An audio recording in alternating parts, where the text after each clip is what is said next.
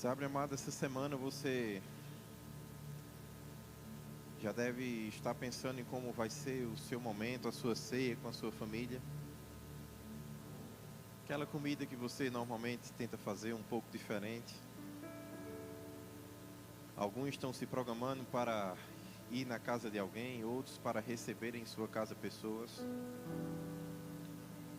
Alguns não estão se programando para nada.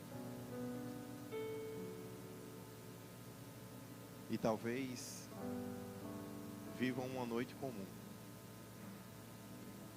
Eu não sei como é que está a expectativa em seu coração acerca desse dia, dessa passagem de 24 para 25 de dezembro, onde nós celebramos, normalmente juntos, em famílias e com alguns amigos, o Natal. Algumas figuras novas, a modernidade também trouxeram para nós. Nós temos o Papai Noel. Em algumas casas, ele deixa presentes debaixo da cama.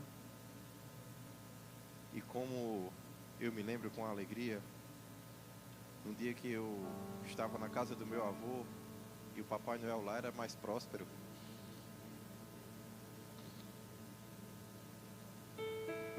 E eu acordei e tinha um trem gigante debaixo da cama. Eu não sabia no início o que era, mas era um presentão grande, uma caixa enorme. E eu acho que eu nunca abri uma caixa tão grande. E sabe, amado, não era esse trem que a gente monta e ele fica andando. Mas era um trem tão grande que montava para que eu subisse nele. E ele tinha um trilho e um caminho. E eu ficava girando uma alavancazinha e ele ficava rodando. E sabe, existem vários motivos, várias razões por qual nós podemos nos alegrar, gerar memórias e podemos colocar a nossa expectativa.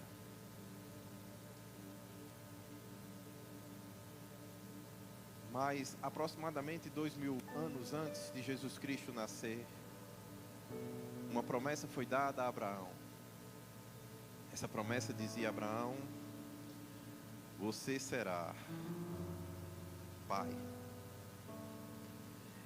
E aí a Bíblia agora vai falar acerca de uma expectativa acerca da palavra de Deus, de uma profecia dada do próprio Deus para Abraão. Essa profecia, amado, agora estava construindo nele algo que iria desconstruir toda a expectativa que ele tinha. E Abraão creu em Deus, a Bíblia fala, e ele levantou uma esperança contra uma esperança ou contra uma expectativa que ele tinha. A infertilidade era aquilo que Abraão tinha vivido toda a sua vida. As impossibilidades. O fato de ter a possibilidade de ter coisas, bens, servos e servas, mas a impossibilidade de ser pleno na família, em gerar filhos e descendência. E aí uma promessa se levanta e fala que dele viria uma descendência.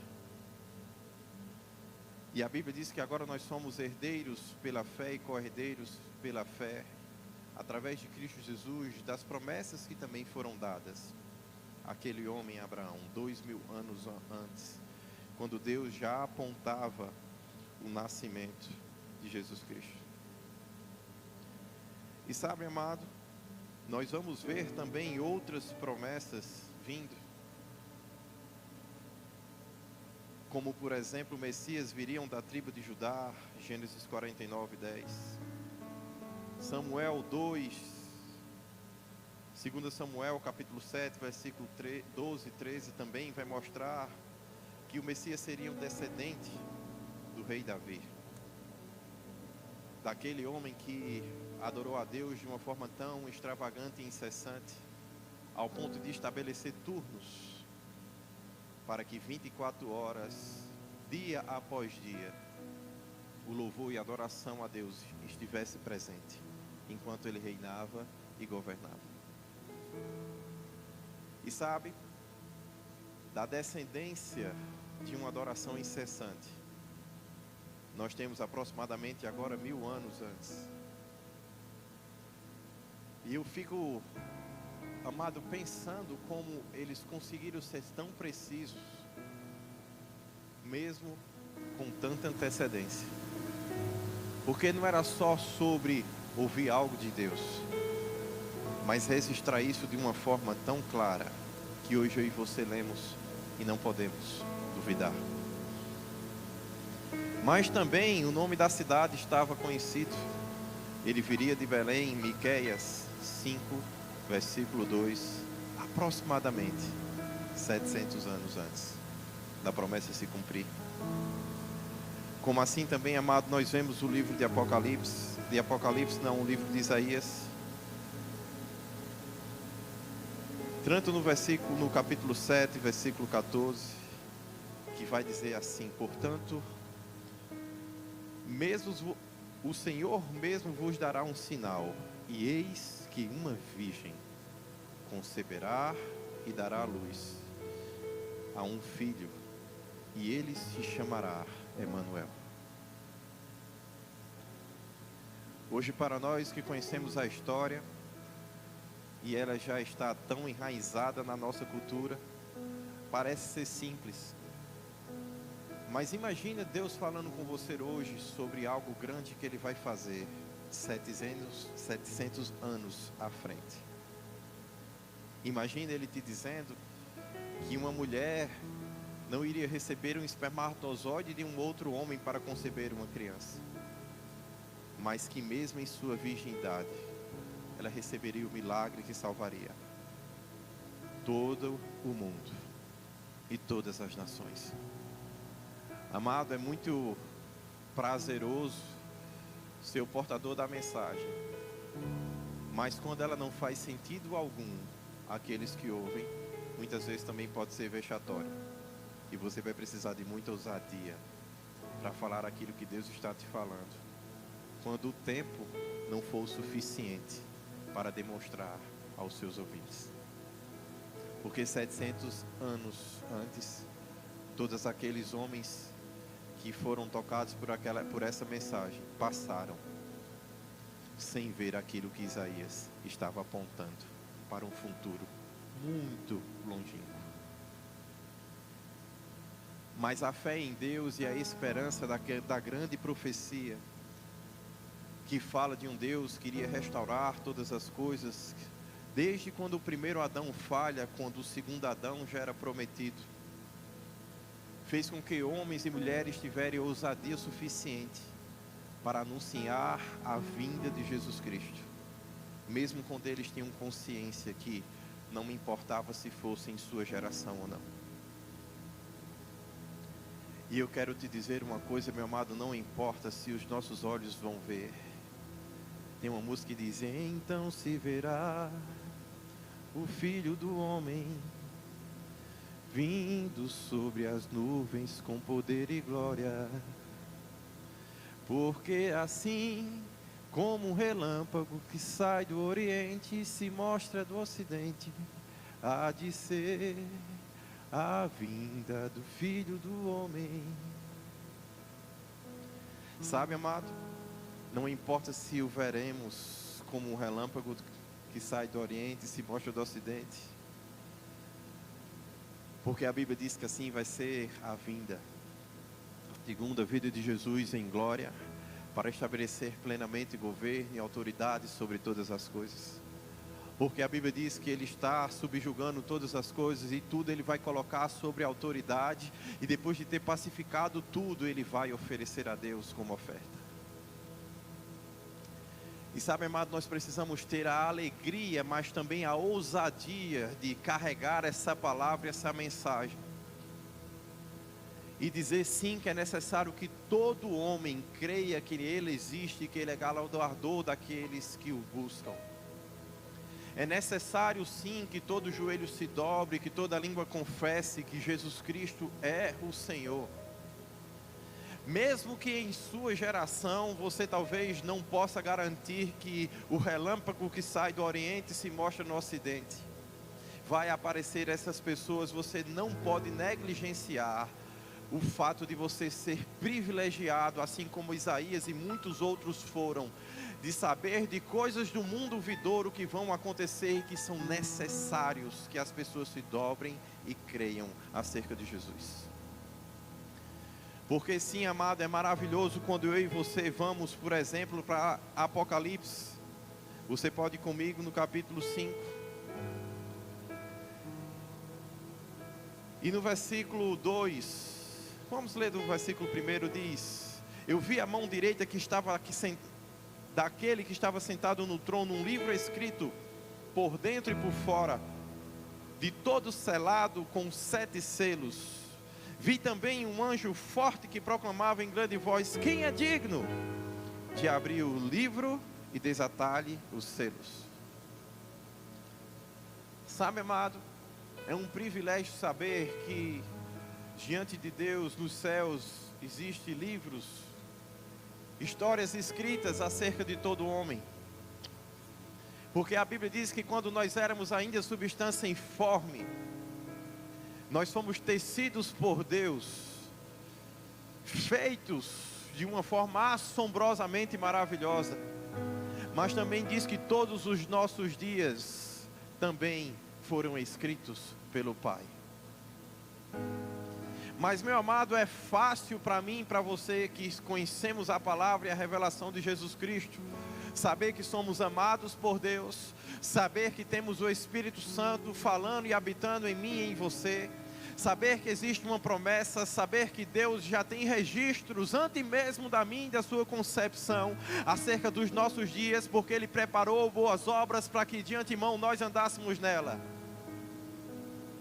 Mas existem pessoas que ainda não foram enxertadas, não foram abastecidas pelo amor de Deus, não ouviram da fé que vem pelo ouvir e ouvir a palavra de Deus acerca desse Jesus que um dia foi menino, mas que se tornou homem e tomou a grande decisão de dar a si mesmo como oferta pelo meu e pelo seu pecado.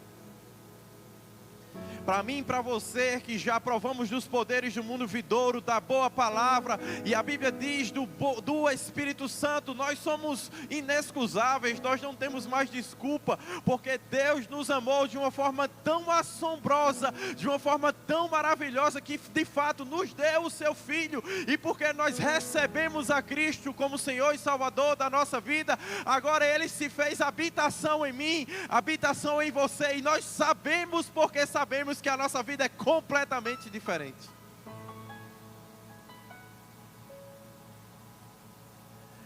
Mas o seu coração pode ter compaixão daqueles que ainda precisam do amor e dos sinais.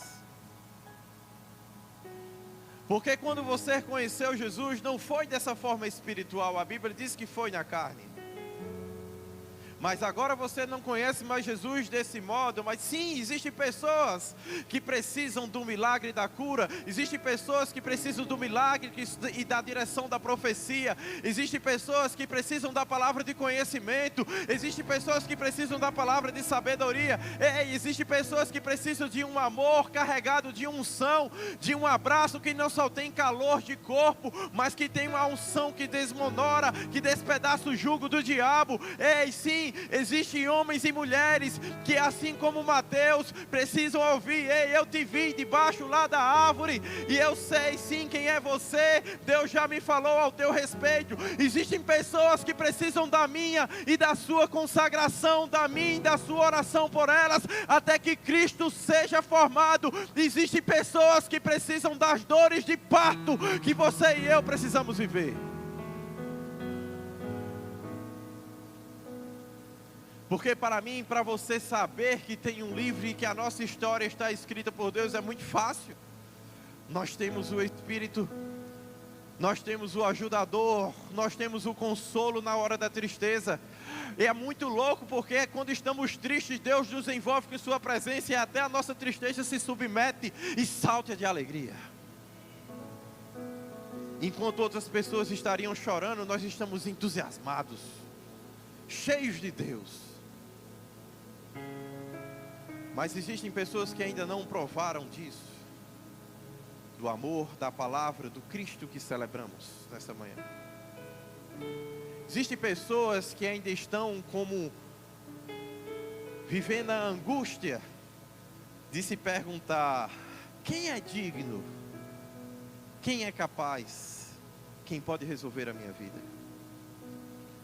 Existem pessoas que ainda estão perdidas em seus sentimentos, em suas emoções, em suas impossibilidades, machucadas pela pobreza, pela tristeza, pelo desamparo de um pai que nunca conheceu, ou de uma mãe que o abandonou.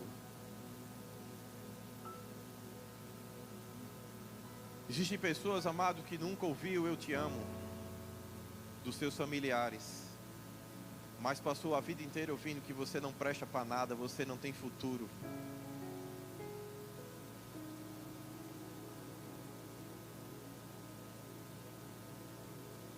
Existem pessoas que precisam da mesma salvação que eu e você temos. O Natal você precisa preparar sim a ceia, o jantar, mas você precisa entender que por um propósito ele nasceu. Ele veio para responder os questionamentos do mundo quando perguntou sim, se haveria alguém digno. Não, mais do que digno, alguém que veio e que pagou o preço, alguém que foi sacrifício, alguém que amou de forma extravagante.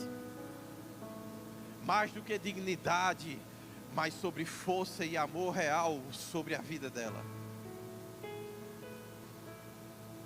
Mais do que ser forte ou poderoso para fazer, mas ter decidido pagar o preço para isso. Porque quantas vezes nós podemos mudar a vida de pessoas, mas simplesmente não queremos sair do conforto da nossa casa e nem abrir ela para outras pessoas. Eu não sei se você sabe, mas tem um casal louco aqui nessa igreja, que quando ouviu falar dos 5 quilômetros que estavam ao nosso entorno, decidiram começar a pegar os mendigos e os andarilhos da rua, levar para casa, vestir, calçar e alimentar. E aí eu fico só vendo a loucura. Gisele passa aqui junto com eles, junto do Infra Brasil, pega essas pessoas na rua e tenta resgatar a dignidade com um banho, com uma mesa. Mas não é uma mesa longe de você, é a mesa da sua casa, que precisa se abrir, que precisa se colocar à disposição do reino de Deus.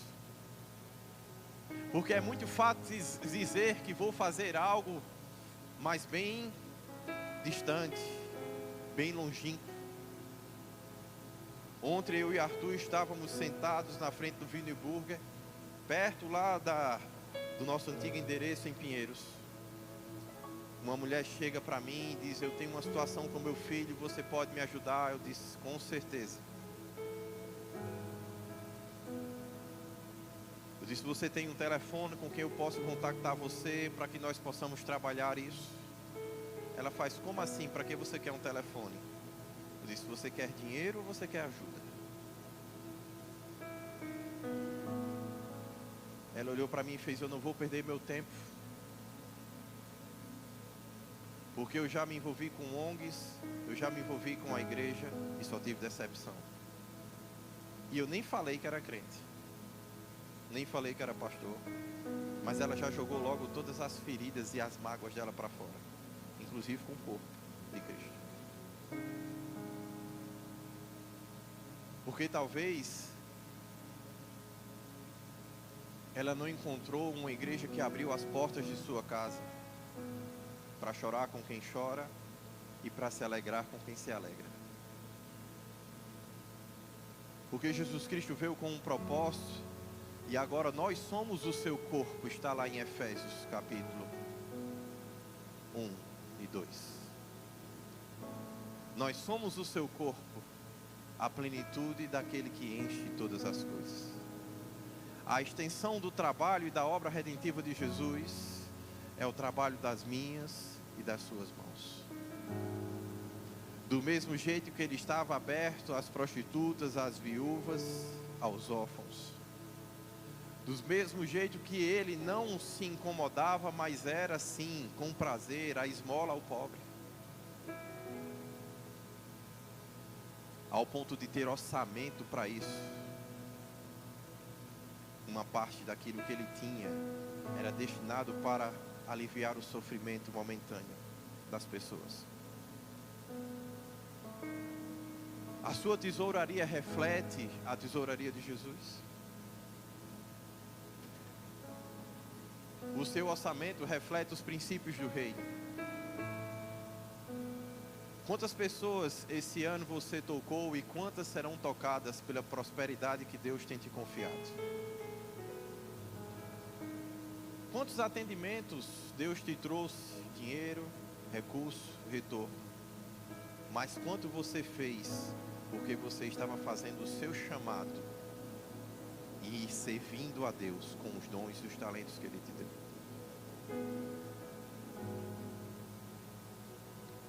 Sabe, amado, é muito bom ser reconhecido e bem remunerado, mas pode ser ainda mais prazeroso ser oferta e sacrifício em favor de alguém. E assim como o nosso Salvador foi, assim como Ele é, a Bíblia diz, somos nós aqui nessa terra. Sacrifício, amor, entrega em favor do próximo.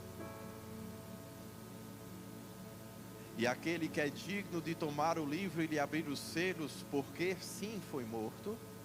Diga comigo, porque foi morto. Não sou mais eu que vivo, mas Cristo vive em mim, porque a vida que eu agora vivo, eu vivo por aquele que por mim morreu e ressuscitou. E aí Paulo, porque não é besta, quando ele entende o princípio, ele diz: agora a morte está operando em mim. Porque sim, eu estou morto para o mundo, mas estou vivo para Deus. Essa morte operando em mim, ela vai produzir a vida para muitos, para que a glória de Deus venha, se expanda e toque a vida de muitas pessoas. Para que Deus seja glorificado não somente em mim, mas sobre muitos. Eu preciso sim viver a morte para também viver dos benefícios da ressurreição. Sabe, amado, Jesus morreu a morte da cruz e a do seu corpo. Eu e você morremos para o pecado, para vivermos a vida para Deus. E muitas vezes precisamos morrer para os nossos desejos, para fazer com que o desejo de Deus se cumpra na vida de outras pessoas. E aí a Bíblia vai dizer que porque Ele foi morto e com sangue compraste para Deus os que procedem de toda tribo, língua, povo e nação. Para o nosso Deus os constituísse reino e sacerdócio, e reinarão sobre a terra. No versículo 12 vai dizer: digno é o Cordeiro que foi morto de receber o poder, a riqueza, a sabedoria e a força, a honra, glória e louvor. Então eu vi toda criatura que há no céu e sobre a terra, debaixo da terra, sobre o mar, e tudo o que neles há, estava dizendo: aquele que está no trono, sentado, e ao Cordeiro, seja o louvor e a honra, e a glória, e o domínio, pelos séculos dos séculos.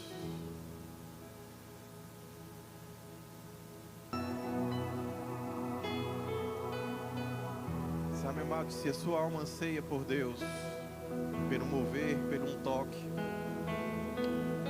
eu quero que hoje você também se coloque no lugar de intercessão por aqueles que nem sabem o que desejam e por que desejam.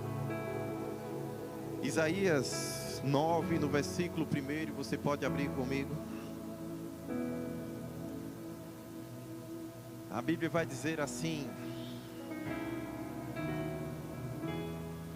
mas a terra que estava aflita não continuará. Para esta terra a obscuridade. Deus nos primeiros tempos tornou desprezível a terra de Zebulon e a terra de Naftali, mas nos últimos tornará glorioso o caminho do mar, além do Jordão, Galileia dos gentios.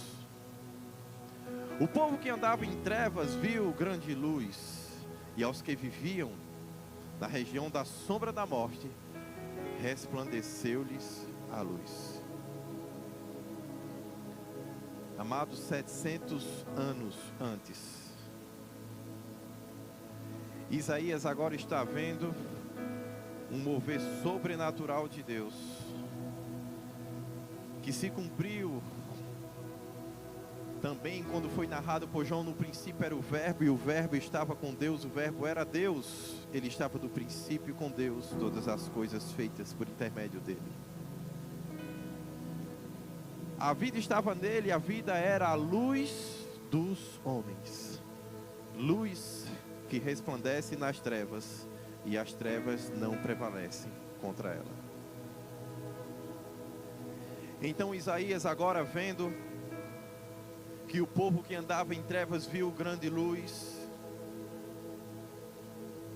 ele diz no versículo 3: tem multiplicado esse povo, porque onde Deus entra, onde a luz chega, multiplicação vem.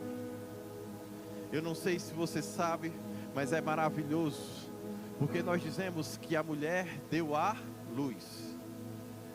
E nós falávamos isso profetizando do processo da criação e da geração de Deus, sem ter consciência do que verdadeiramente acontece. Mas hoje a ciência já pode provar que quando o espermatozoide e o óvulo se encontram, uma explosão de luz acontece em um ventre. Porque a multiplicação, quando ela vem de Deus, ela vem impulsionada por luz, vem impulsionada por aquilo que é bom, vem impulsionada por um projeto e por uma premissa de algo que vem de muito longe, mas com muito vigor e força sobre mim e sobre você. E sabe, amado, por isso que somos abençoados, que somos quando somos pais, e temos o privilégio de no ventre das nossas esposas dar a luz a um projeto de Deus. Porque não é sobre criar uma imagem para as pessoas, mas é sobre ver aquilo que iluminou a vida em sua concepção. E sabe, amado, quando a Bíblia fala acerca disso para mim e para você, nós precisamos entender que a multiplicação vem após a iluminação. A multiplicação divina vem quando os olhos do seu entendimento são iluminados, para que você, sim, pelo Espírito de sabedoria e de discernimento, possa entender a suprema grandeza do poder, da graça e do favor de Deus que está sobre você. O mesmo que ressuscitou Jesus dentre os mortos, fazendo assentar-se à destra de Deus. Você não está movido por um poder qualquer, você está movido pelo mesmo poder que fez Jesus poder ser o maior sacrifício que o mundo conheceu. Você não está movido por uma fé qualquer, você está movido pela mesma fé que estava em Cristo Jesus e deu para ele a confiança de encarar a morte.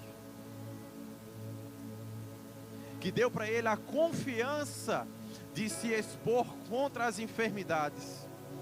Que deu para ele a confiança de, mesmo depois de alguns dias, estar diante de Lázaro e dizer: vem, e mandar retirar uma pedra. Quando as pessoas tinham expectativa de carne pútrefida, fedendo, e de algo que já não cheirava bem, Jesus estava confiante, dizendo: Deus, eu estou falando com você alto, só para que eles escutem, porque eu sei em quem tenho crido.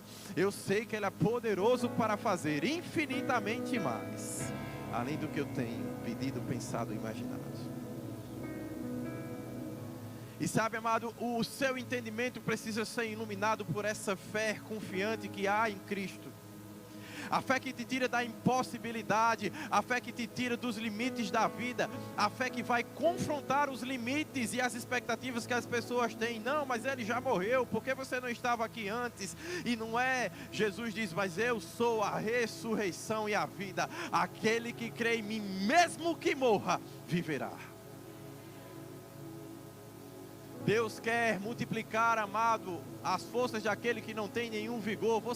As pessoas acham que multiplicação vem de algo que precisa ser trabalhado para que cresça. Não é isso que Deus vê, não é isso que Deus faz. A Bíblia diz que Deus multiplica a força até daquele que não tem nenhum vigor. Porque Deus não multiplica por causa que tem, Deus multiplica por causa da luz que emana. Ele é a própria fonte e a origem primeira de todas as coisas. Ele não precisa que você o ofereça algo ou tenha algo em suas mãos para fazer algo em sua vida. Ele só precisa de você e de suas mãos. E que você esteja aberto à iluminação que vem do seu Santo Espírito. É sobre desejar ter uma vida iluminada. É sobre desejar ter o comando de Deus antes de fazer. É sobre desejar dar passos naquilo que você já viu o seu pai caminhar. É sobre desejar falar daquilo que você ouviu o seu pai te dizer. Porque você saiu já, meu amado, de um contexto de vida onde não havia iluminação, onde as trevas estavam presentes. Você já foi iluminado pelo amor e pela graça de Deus. Não te convém mais andar sem direção. Você tem o Espírito Santo. Você tem Cristo como Senhor e Salvador da sua vida. Deus é o seu Pai. E Ele precisa também ser o Senhor para que a sua vida ande na salvação que Ele conquistou. Então se sujeite debaixo da poderosa mão de Deus para dizer: Deus, eu não sei o que fazer, mas me mostra que eu farei. Deus, eu não sei o que falar, mas fala comigo, que eu serei fiel à tua palavra. E aí ele vai dizer, amado, que ele multiplicou esse povo. A alegria lhe aumentaste, alegraram-se diante de ti, como se alegram numa colheita, como se exulta quando você está repartindo os despojos de uma grande batalha vitoriosa. Porque, Deus, você quebrou o jugo que pesava sobre eles, e a vara que lhes feria os ombros, e o cedro do seu opressor, como nos dias dos midianitas. Porque toda bota com que andava o guerreiro no tumulto da batalha, e toda veste revolvida de sangue serão queimadas e servirão de pasto ao fogo. Por que tudo isso, meu amado? Porque um menino nos nasceu, um filho se nos deu, o governo está sobre os seus ombros, e o seu nome será Maravilhoso, Conselheiro, Deus Forte, Pai da Eternidade, Príncipe da minha, da sua paz, para que o seu governo aumente e venha paz sem fim sobre o trono de Davi e sobre o seu reino, para estabelecer e firmar mediante o juízo, a justiça, agora e para sempre. O zelo do Senhor fará tudo isso. Diga assim comigo: o zelo do Senhor fará tudo isso. O zelo do Senhor fará tudo isso. O zelo do Senhor está sobre a minha vida, está sobre a minha casa, e Ele fará tudo o que prometeu. O zelo do Senhor está sobre a minha cidade, sobre o meu país. E se o meu povo, que se chama pelo meu nome, se humilhar e me buscar, se converter dos seus maus caminhos, Deus ouvirá dos céus, perdoará os nossos pecados e sarará a nossa terra. Aleluia! O zelo do Senhor está sobre a minha e a sua vida. O ardor, o ciúme, o zelo, aquela atitude ciumenta de um marido. Eu sei o que é isso. Essa semana a Rafaela postou um vídeo, e eu, que não sou besta, já fui logo e já expus logo lá para a mãe, Está entendendo dela? E disse: esse negócio mexeu comigo. Mas brincadeira. Ela estava atendendo um tal de seu Roberto. E ela lá no trabalho falando. E ele perguntou: você vai ficar aqui até quando, menina? Ela disse: eu tenho mais um ano, que é o tempo que termina a pesquisa. Aí o seu Roberto disse: vou sentir saudade de você.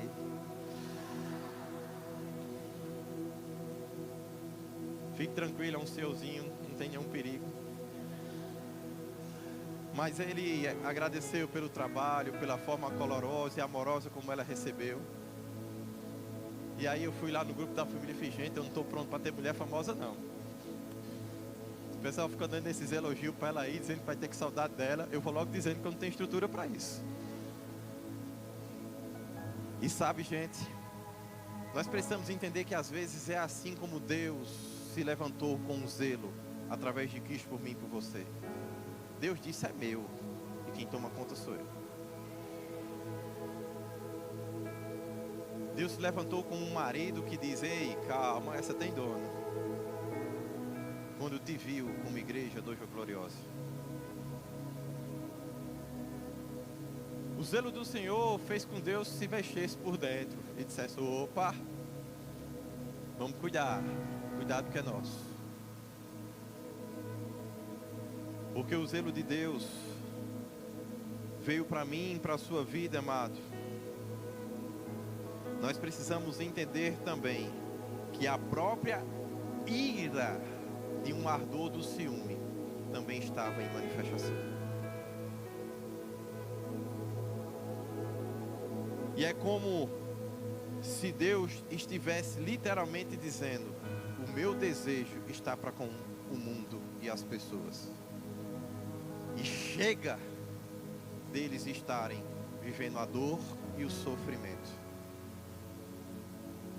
Amado, a Bíblia diz: porque o menino nos foi dado, o propósito disso, para que o jugo fosse quebrado, para que as trevas pudessem ver a luz, para que as coisas se multiplicassem de forma graciosa e maravilhosa sobre a minha e sobre a sua vida. Mais do que um menino, Deus o fez homem, maduro, forte e poderoso em suas nações. De fato, Deus o deu o nome que está sobre todo nome.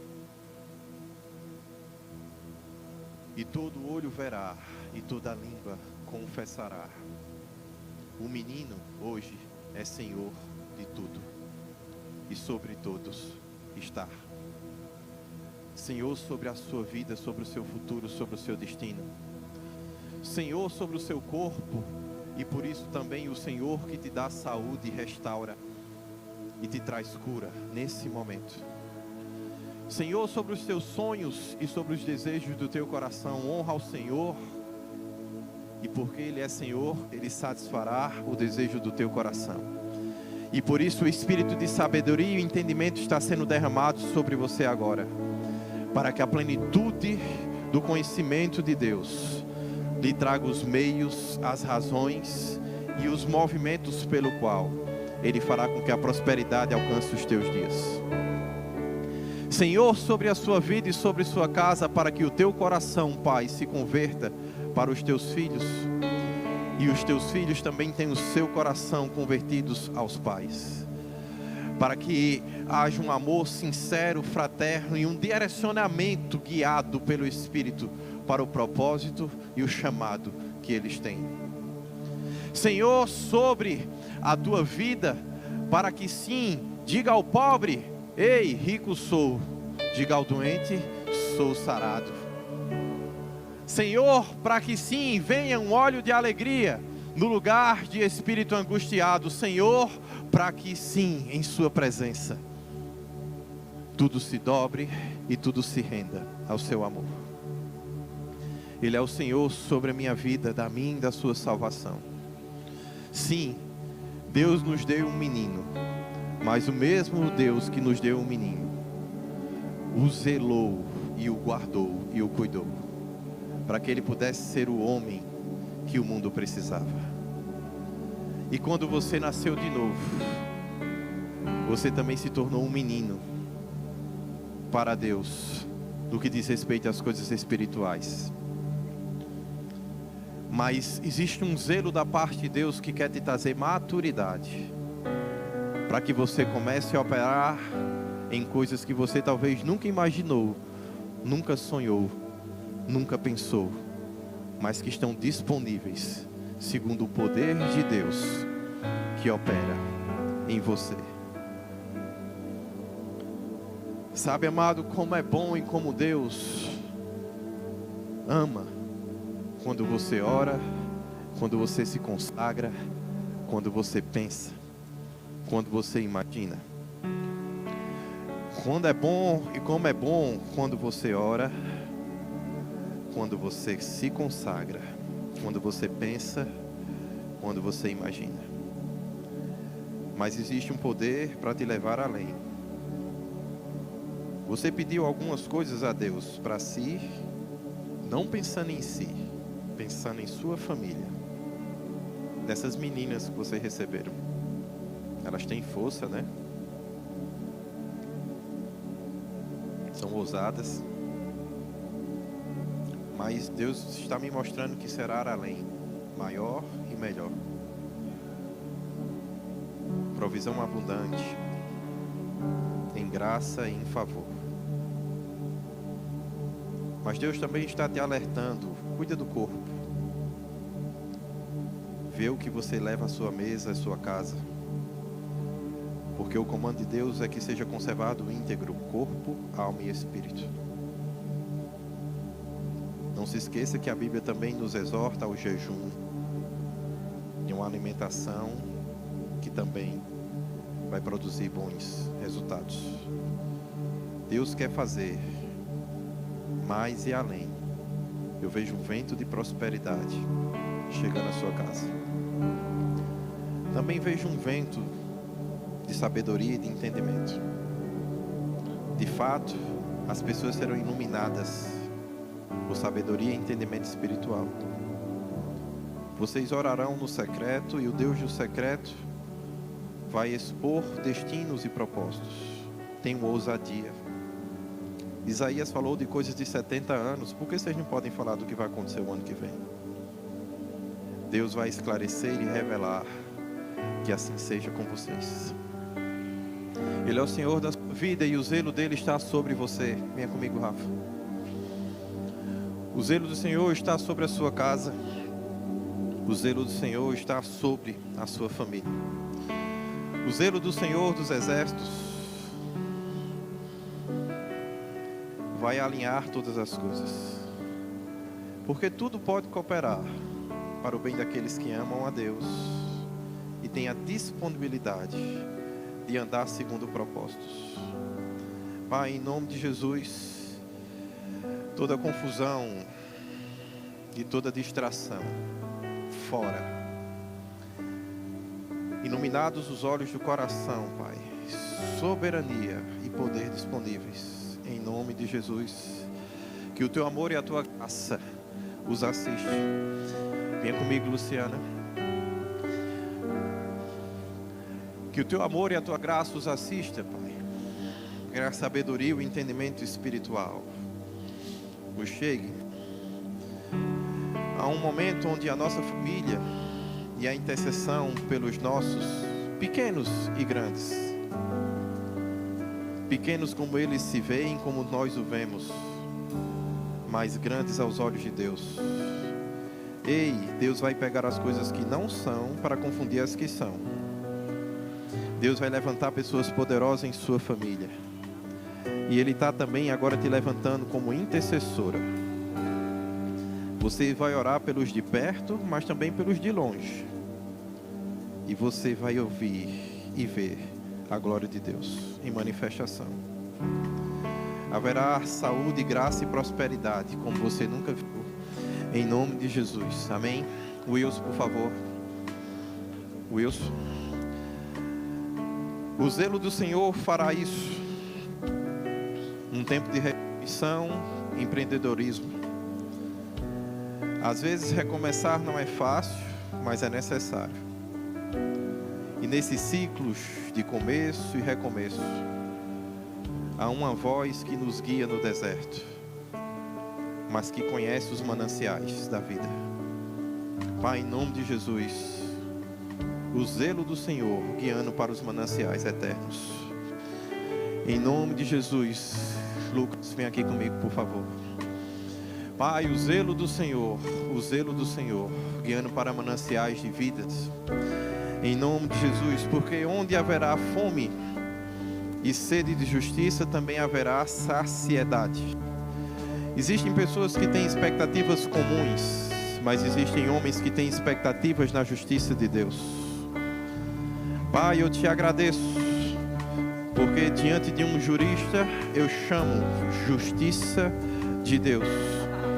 Pessoas encontrando o lugar e a posição e o propósito, sendo guiadas para a tua palavra e para a unção. A justiça ocorre quando o homem está no seu lugar, fazendo o que Deus o chamou para fazer. E você guiará muitos à justiça. Em nome de Jesus Cristo, Pastor Carlos.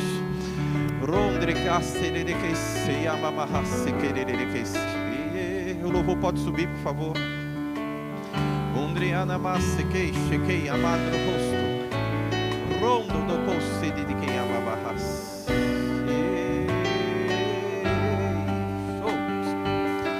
Sabe,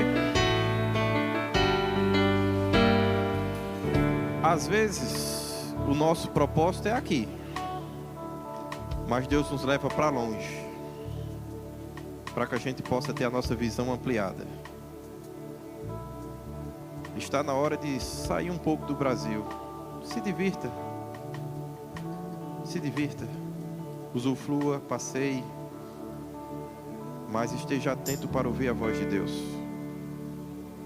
Porque Deus quer expandir o teu conhecimento e a tua sabedoria. Deus quer que você veja lá e faça aqui. Ele quer te levar onde as fronteiras do nosso país ainda não te puseram. Conexões divinas, Pai, que extrapolam as fronteiras do nosso país. Em nome de Jesus. Vocês podem adorar a Deus.